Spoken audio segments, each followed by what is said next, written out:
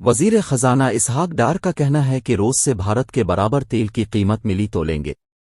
اسلام آباد میں تقریب سے خطاب کرتے ہوئے وزیر خزانہ اسحاق ڈار کا کہنا تھا کہ معاشی ترقی میں ٹیکنالوجی اہم کردار ادا کرتی ہے۔ اس صدی میں گڈ گورننس ٹیکنالوجی کو بڑی باریکی سے دیکھ رہی ہے۔ آج کی تقریب کا انعقاد خوش آئند ہے۔ مجھے یاد ہے آخری کانفرنس 18 سال پہلے ہوئی تھی۔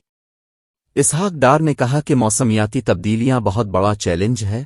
یہ ملک 4 سال پہلے کچھ اور تھا۔ نون لیگ دور میں پاکستان ترقی کی راہ پر گامزن تھا۔ ہمارے دور میں معاشت 6% کی شرح سے ترقی کر رہی تھی۔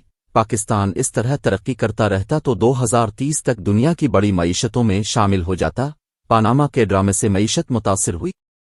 وفاقی وزیر نے کہا کہ 2013 میں 18 گھنٹے لوڈ شیڈنگ ہوتی تھی۔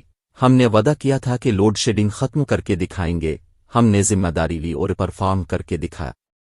ML1 پہلے $6 ارب میں بن جاتا، آج $12 ارب میں بنے گا۔ اسحاق ڈار کا کہنا تھا کہ معیشت کے استحکام کے لیے بہت سے اقدامات کر رہے ہیں۔